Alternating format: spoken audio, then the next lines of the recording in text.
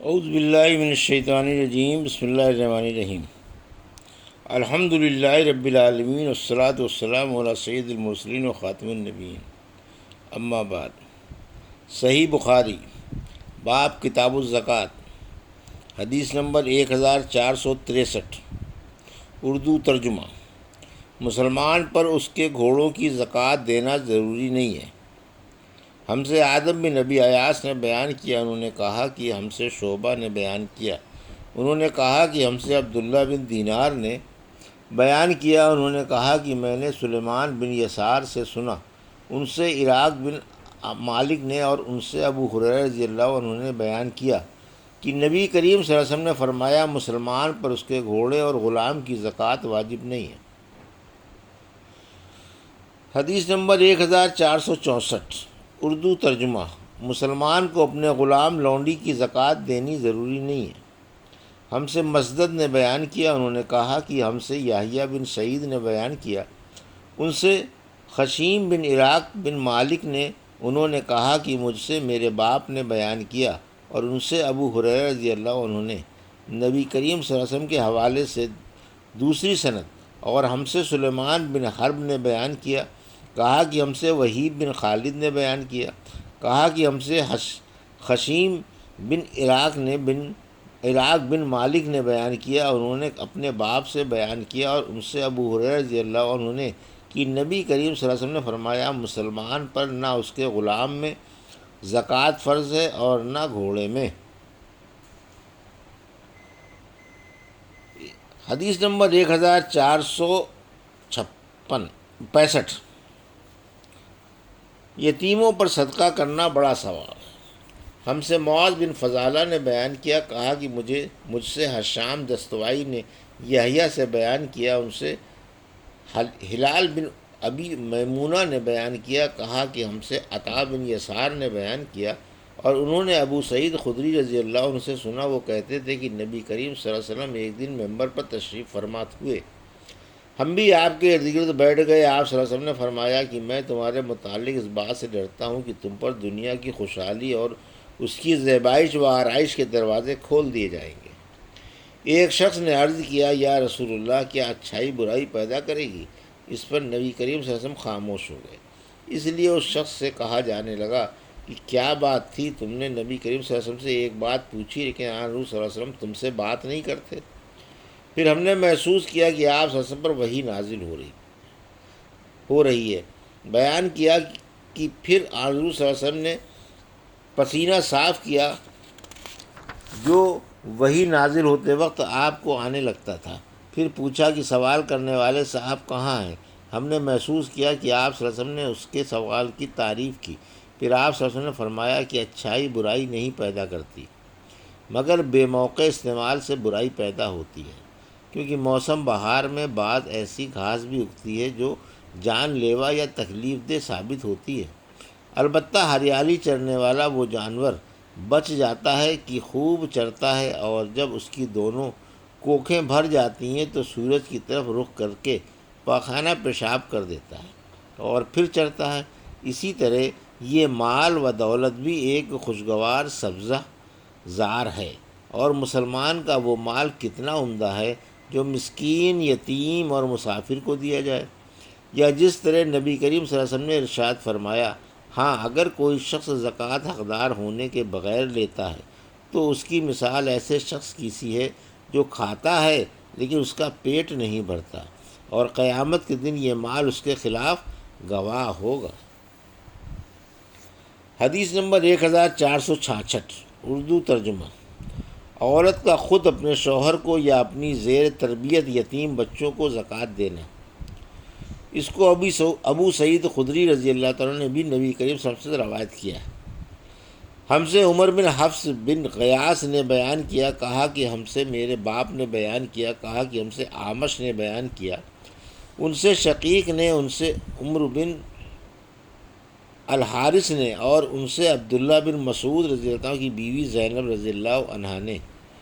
اعمش نے کہا کہ میں نے اس حدیث کا ذکر ابراہیم نخعی سے کیا تو انہوں نے بھی مجھ سے ابو عبیدہ نے بیان کیا، ان سے عمر بن حارث نے، اور ان سے عبداللہ بن مسعود رضی اللہ عنہ کی بیوی زینب نے بالکل اسی طرح حدیث بیان کی جس طرح شقیق نے کیا کہ زینب نے بیان کیا کہ میں مسجد نبوی میں تھی، رسول اللہ صلی اللہ علیہ وسلم کو میں نے دیکھا، آپ یہ فرما رہے تھے صدقہ کرو خواہ اپنے زیور ہی میں سے، اور زینب اپنا صدقہ اپنے شوہر حضرت عبداللہ بن مسعود اور چند یتیموں پر بھی جو ان کی پرورش میں تھے خرچ کیا کرتی تھیں۔ اس لیے انہوں نے اپنے خاوند سے کہا کہ آپ رسول اللہ صلی اللہ علیہ وسلم سے پوچھیے کہ کیا وہ صدقہ بھی مجھ سے کفایت کرے گا جو میں آپ پر اور ان چند یتیموں پر خرچ کروں جو میری سپردگی میں ہے۔ لیکن عبداللہ بن مسعود نے کہا کہ تم خود جا کر رسول اللہ صلی اللہ علیہ وسلم سے پوچھ لو۔ آخر میں خود رسول اللہ صلی اللہ علیہ وسلم کی خدمت میں حاضر ہوئی۔ اس وقت میں نے آپ صلی اللہ علیہ وسلم کے دروازے پر ایک انصاری خاتون کو پایا جو میری ہی جیسی ضرورت لے کر موجود تھی، جو زینب ابو مسعود انصاری کی بیوی تھی۔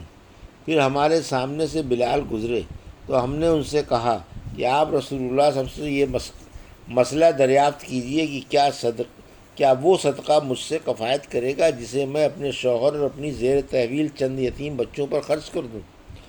ہم نے بلال سے یہ بھی کہا کہ ہمارا نام نہ لینا۔ وہ اندر گئے اور آپ سے عرض کیا کہ دو عورتیں مسئلہ دریافت کرتی ہیں، تو حضور صلی اللہ علیہ وسلم نے فرمایا کہ یہ دونوں کون ہیں؟ بلال نے کہا کہ زینب نام کی ہیں، اور آپ صلی اللہ علیہ وسلم نے فرمایا کہ کون سی زینب؟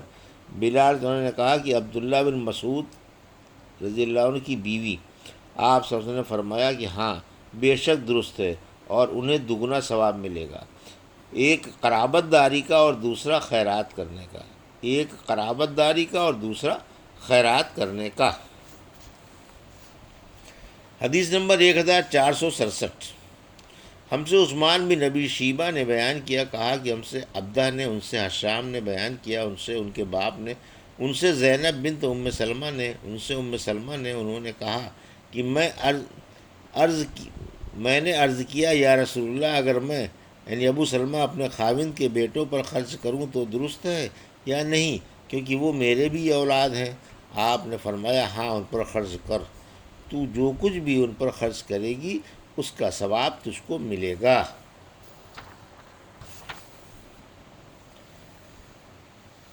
حدیث نمبر 1468، اردو ترجمہ۔ اللہ تعالیٰ کے فرمان۔ زکوٰۃ کے مصارف بیان کرتے ہوئے کہ زکوٰۃ غلام آزاد کرانے میں، مقروضوں کے قرض ادا کرنے میں اور اللہ کے راستے میں خرچ کی جائے۔ اور ابن عباس سے منقول ہے کہ اپنی زکوٰۃ میں سے غلام آزاد کر سکتا ہے اور حج کے لیے دے سکتا ہے۔ اور امام حسن بصری رحمۃ اللہ علیہ نے کہا کہ اگر کوئی زکوٰۃ کے مال سے اپنے باپ کو جو غلام ہو خرید کر آزاد کر دے تو جائز ہے، اور مجاہدین کے اخراجات کے لیے بھی زکوٰۃ دی جائے۔ اسی طرح اس شخص کو بھی زکوٰۃ دی جا سکتی ہے جس نے حج نہ کیا ہو، تاکہ اس امداد سے حج کر سکے۔ پھر انہوں نے سورہ توبہ کی آیت انما الصدقات للفقراء آخر تک کی تلاوت کی، اور کہا کہ آیت میں بیان شدہ تمام مصارف زکوٰۃ میں سے جس کو بھی زکوٰۃ دی جائے کافی ہے۔ اور نبی کریم صلی اللہ علیہ وسلم نے فرمایا تھا کہ خالد رضی اللہ عنہ نے تو اپنی زرہیں اللہ تعالیٰ کے راستے میں وقف کر دی ہیں۔ ابو لاس زیادہ خزائی صحابی سے منقول ہے کہ نبی کریم صلی اللہ علیہ وسلم نے ہمیں زکوٰۃ کے اونٹوں پر سوار کر کے حج کرایا۔ ہم سے ابو الیمان نے بیان کیا، کہا کہ ہمیں شعیب نے خبر دی، کہا کہ ہم سے ابو زناد نے اعرج سے خبر دی، اور ان سے ابو ہریرہ رضی اللہ عنہ نے بیان کیا کہ رسول اللہ صلی اللہ علیہ وسلم نے زکوٰۃ وصول کرنے کا حکم دیا۔ پھر آپ سے کہا گیا کہ ابن جمیل اور خالد بن ولید اور عباس بن عبد المطلب نے زکوٰۃ دینے سے انکار کر دیا۔ اس پر نبی کریم صلی اللہ علیہ وسلم نے فرمایا کہ ابن جمیل یہ شکر نہیں کرتا کہ کل تک تو وہ فقیر تھا، پھر اللہ نے اپنے رسول کی دعا کی برکت سے اسے مالدار بنا دیا۔ باقی رہے خالد تو ان پر تم لوگ ظلم کرتے ہو، انہوں نے تو اپنی زرہیں اللہ تعالیٰ کے راستے میں وقف کر رکھی ہیں۔ اور عباس بن عبد المطلب تو وہ رسول اللہ صلی اللہ علیہ وسلم کے چاہیں اور ان کی زکوٰۃ انہی پر صدقہ ہے، اور اتنا ہی اور انہیں میری طرف سے دے دینا۔ اس روایت کے مطابق ابو زناد نے اپنے والد سے کی اور ابن اسحاق نے ابو زناد سے یہ الفاظ بیان کیے صدقے کے لفظ کے بغیر، اور ابن جریج نے کہا کہ مجھے آرج سے اسی طرح یہ حدیث بیان کی گئی۔ یہ تھی صحیح بخاری باب کتاب الزکوٰۃ کی حدیث نمبر 1463 سے 1468 کا اردو ترجمہ جو ابھی آپ نے سماعت فرمایا۔ اللہ سے دعا ہے کہ اللہ رب العزت ہمیں ان حدیثوں کی صحیح سمجھ عطا فرما اور ان پر عمل کرنے کی توفیق عطا فرما، آمین یا رب العالمین۔